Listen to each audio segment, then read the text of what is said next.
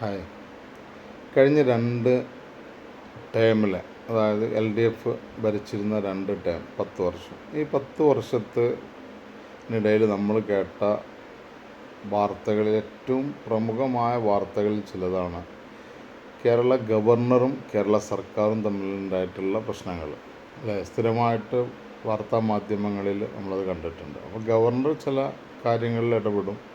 അത് കേരള സർക്കാരിന് താല്പര്യമില്ലാത്ത വിഷയങ്ങളായിരിക്കും, ആശയപരമായിട്ടോ മറ്റൊക്കെ നിയമപരമായിട്ടൊക്കെ. അതിനെതിരെ സർക്കാർ ശക്തമായിട്ടുള്ള വിയോജിപ്പുകൾ രേഖപ്പെടുത്തുകയും അതിന് ഒരു ജാഗ്രതാ വിഷയത്തിൽ ഗവൺമെൻറ്റിനുണ്ടായിരുന്നു. ഗവർണർ സംഘ് പരിവാറിൻ്റെ നോമിനി ആയതുകൊണ്ട് തന്നെ സംഘ് പരിവാർ അജണ്ടകൾ കേരളത്തിൽ നടപ്പിലാക്കാൻ ശ്രമിക്കും എന്നുള്ളൊരു ജാഗ്രത കേരള സർക്കാരിന്, പിണറായിയുടെ 1ാം സർക്കാരിനും 2ാം സർക്കാരിനും ഉണ്ടായിരുന്നു.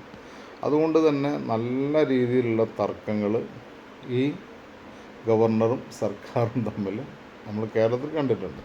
അതുപോലെ കേന്ദ്ര സർക്കാരുമായി ബന്ധപ്പെട്ട് നമുക്ക് ഇത്തരത്തിലുള്ള തർക്കങ്ങൾ നമുക്ക് കാണാൻ പറ്റും. അത് അവിടെ നിയമപരമായിട്ടുള്ള പ്രശ്നങ്ങൾ നമുക്ക് കാണാൻ പറ്റും, ആശയപരമായിട്ടുള്ളത് കാണാൻ പറ്റും. അതുപോലെ തന്നെ മറ്റ് സാമൂഹിക ഇടപെടലുകളിലൊക്കെ ഉണ്ടാകുന്ന പ്രശ്നങ്ങൾ, അതിലൊക്കെ തമ്മിൽ അങ്ങോട്ടും ഇങ്ങോട്ടും പ്രശ്നങ്ങൾ കാണാൻ പറ്റും.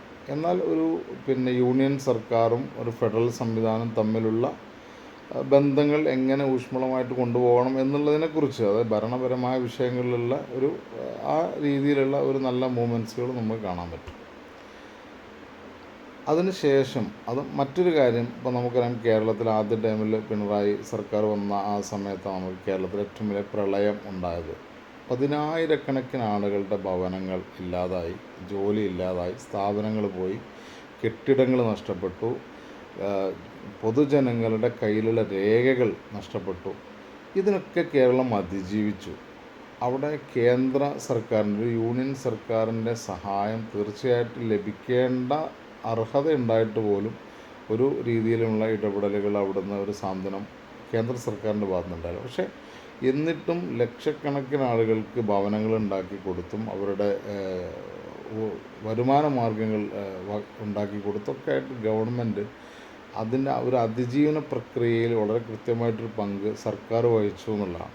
പിന്നീട് ഇപ്പോൾ വയനാട് നടന്ന ദുരന്തം നമുക്കറിയാം. ഇന്ത്യയിൽ തന്നെ അത്തരത്തിലൊരു ഗ്രാമം മുഴുവനായി ഇല്ലാതാവുന്ന ഒരു വലിയ ദുരന്തം, അത് അപൂർവമായിട്ട് സംഭവിക്കുന്ന ഒന്നാണ്. അങ്ങനെ നമ്മുടെ എല്ലാ മനസ്സിലും, ഇന്ത്യൻ ജനതയുടെ മനസ്സിൽ മാത്രമല്ല, ലോകത്ത് മനസ്സാക്ഷിയെ മുഴുവനും കണ്ണീരണിയിച്ച ഒരു ദുരന്തമാണ്. ആ ദുരന്തത്തിൽ പോലും കേന്ദ്ര സർക്കാരിൻ്റെ ഭാഗത്തുനിന്നൊരു മാന്യമായ ഇടപെടലുണ്ടാകുകയോ ഒരു സഹായം ലഭിക്കുകയോ ചെയ്യാതിരുന്നിട്ടും കേരള സർക്കാരിൻ്റെ ഇച്ഛാശക്തി കൊണ്ട് അത് മലയാളികളുടെ, ലോകത്തുള്ള സുമനസ്സുകളായ മനുഷ്യരുടെ മുഴുവനും ഒരു ഇടപെടലുകൾ കൊണ്ടും സാമ്പത്തികമായിട്ടും മറ്റൊക്കെയുള്ള സഹായങ്ങൾ, അതിൽ ജാതിയോ മതമോ രാഷ്ട്രീയമോ ഞാൻ പറയുന്നില്ല, അതിൽ LDF UDF വ്യത്യാസമന്യേ എല്ലാ കക്ഷി മലയാളികളോട് സ്നേഹമുള്ളവരും ലോകത്തുള്ള നല്ല മനുഷ്യരുമൊക്കെ ആ വിഷയത്തിൽ സഹകരിച്ചിട്ടുണ്ട്. പക്ഷേ അതിനെ ക്രോഡീകരിച്ചുകൊണ്ട് ഒരു അഴിമതിരഹിതമായി ആ ഒരു പ്രശ്നത്തെ അതിജീവിക്കാനും അവിടെ ബാക്കിയായ മനുഷ്യരെ ചേർത്ത് പിടിക്കാനും അവിടെ മാതൃകാപരമായിട്ടുള്ളൊരു പ്രവർത്തനം നടത്താനും ആ സർക്കാരിന് സാധിച്ചു. ഇവിടെയൊന്നും കേന്ദ്ര സർക്കാരിൻ്റെ ഒരു സഹായം ലഭിച്ചിട്ടില്ല എന്നാണ് ഞാൻ പറഞ്ഞത്. കേന്ദ്ര സർക്കാരിൻ്റെ ഒരു സമീപനം അതിലൊക്കെ ഒരു ശത്രുവിനോടെന്ന പോലെയായിരുന്നു. അപ്പോൾ അതിനെന്താണ് കാരണം എന്നുള്ളത് കാര്യങ്ങൾ മനസ്സിലാക്കാൻ ശ്രമിക്കുന്നവർക്ക് മനസ്സിലാവും. പക്ഷേ പുതിയ സർക്കാർ അധികാരത്തിൽ വരുമ്പോൾ വ്യാപകമായി ഒരു നരേറ്റീവ് ഇങ്ങനെ പ്രചരിപ്പിച്ചുകൊണ്ടിരുന്നത് മുണ്ടെടുത്ത മോഡിയാണ് പിണറായി എന്നുള്ളതാണ് അതിൻ്റെ ക്യാപ്ഷൻ. അതിനെ എങ്ങനെ സ്ഥാപിച്ചെടുക്കാമെന്നുള്ള രീതിയിലായിരുന്നു വാർത്തകളൊക്കെ വന്നിരുന്നത്.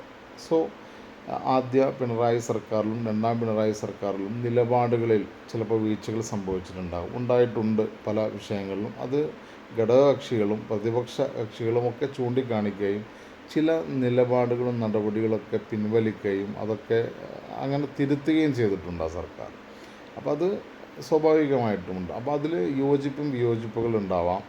യോജിപ്പുള്ളവർ അവർക്ക് അനുകൂലമായിട്ട് നിൽക്കും, വിയോജിപ്പുള്ളവർ അവർക്കെതിരെ നിൽക്കും. എന്തായാലും ജനാധിപത്യ പ്രക്രിയയാണ് ഒരു തിരഞ്ഞെടുപ്പ്. അതിൽ അട്ടിമറി നടന്നോ ഇല്ലയോ, അതിൽ ഹാക്കിങ് നടക്കുന്നുണ്ടോ ഇല്ലയോ എന്നുള്ള ഒരു ചർച്ച അതിൽ മറ്റൊരു ഭാഗമാണ്. പക്ഷേ ഒരു ഇന്ത്യൻ ജനാധിപത്യത്തിൻ്റെ ഏറ്റവും പ്രധാനപ്പെട്ടൊരു കാര്യമാണല്ലോ തെരഞ്ഞെടുപ്പ്. ആ തെരഞ്ഞെടുപ്പിൽ വരുന്ന റിസൾട്ടിനെ അംഗീകരിക്കുക എന്നുള്ളത് ഒരു ജനാധിപത്യ വിശ്വാസിയെ സംബന്ധിച്ചിടത്തോളം അത് അങ്ങനെയാണ്.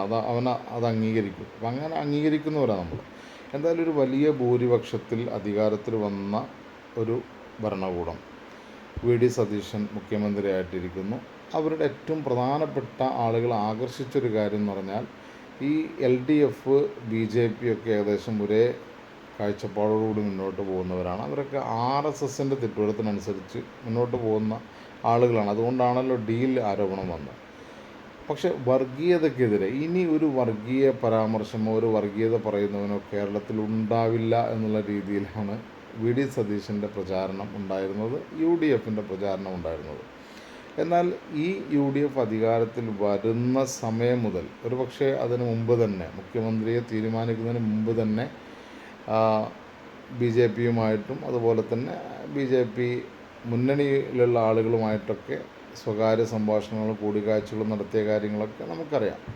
എന്തായാലും അതിന് ശേഷം അധികാരത്തിൽ വരുന്ന അതേ ദിവസം തന്നെ നമുക്കറിയാം, കേരളത്തിൻ്റെ ചരിത്രത്തിൽ ഇന്ന് വരെ ഇല്ലാത്ത രീതിയിൽ വന്ദേ മാതരം മുഴുവനായിട്ട് ചൊല്ലിക്കൊണ്ട് ഇന്ത്യയിലെ മുഴുവൻ ജനാധിപത്യ മതേതരത്വ വിശ്വാസികളെ ഞെട്ടിക്കുന്ന രീതിയിൽ അതിനൊരു സാഹചര്യം ഒരുക്കി കൊടുത്തുകൊണ്ടാണ് ആ സർക്കാർ അധികാരത്തിൽ വരുന്നത് തന്നെ.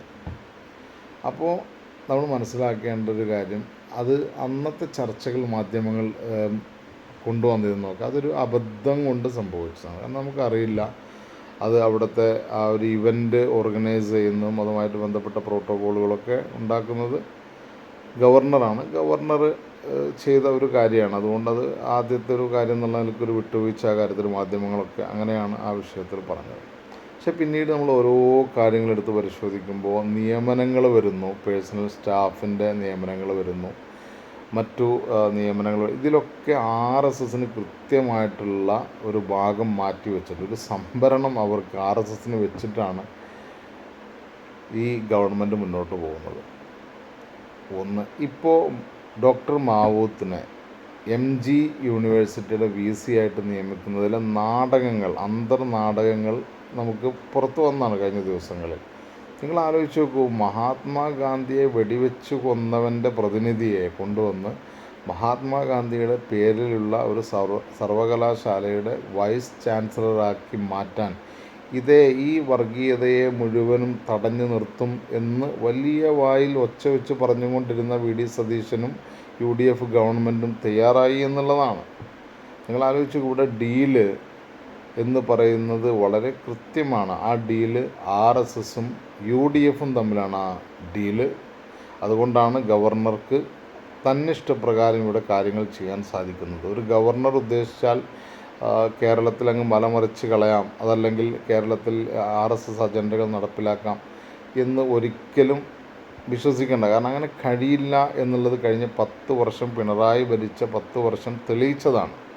എന്നാൽ ഇന്ന് ദിവസങ്ങൾ കഴിയും തോറും, വളരെ ചുരുങ്ങിയ ദിവസങ്ങളായപ്പോഴേക്കും RSSന് സംവരണമാണ് എല്ലാ മേഖലയിലും. RSSന് സംവരണം കൊടുത്തിരിക്കുന്ന ഒരു UDF സർക്കാർ.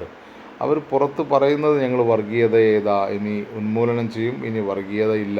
എന്നാൽ ആരെക്കുറിച്ചാണോ വർഗീയവാദികളെന്ന് ആക്ഷേപിക്കുകയും ഏത് വർഗീയവാദികളുമായിട്ടാണ് LDF നേതാക്കൾക്ക് ബന്ധമുണ്ടെന്ന് പറയുകയും ചെയ്തുവോ അവരുമായി അതിലേറെ വലിയ സൗഹൃദവും സന്ധി സംഭാഷണങ്ങളും ഭക്ഷണം പങ്കിടലും വേദി പങ്കിടലും ഭവന സന്ദർശനങ്ങളും വിരുന്നുകൂടലും ഒക്കെ നമുക്ക് കാണാൻ കഴിയുന്ന UDFൻ്റെ നേതാക്കളുമായിട്ട് ബന്ധപ്പെട്ടാണ്. എന്തായാലും ഇത് ചതിയാണ്, കേരള ജനതയോടുള്ള വഞ്ചനയാണ് എന്ന് പറയാനുള്ള അവകാശമെങ്കിലും നമുക്കുണ്ട് എന്നുള്ളത് വി ഡി സതീശനും UDF അംഗങ്ങളും മനസ്സിലാക്കുക എന്ന് മാത്രമേ വിഷയത്തിൽ പറയാനുള്ളൂ.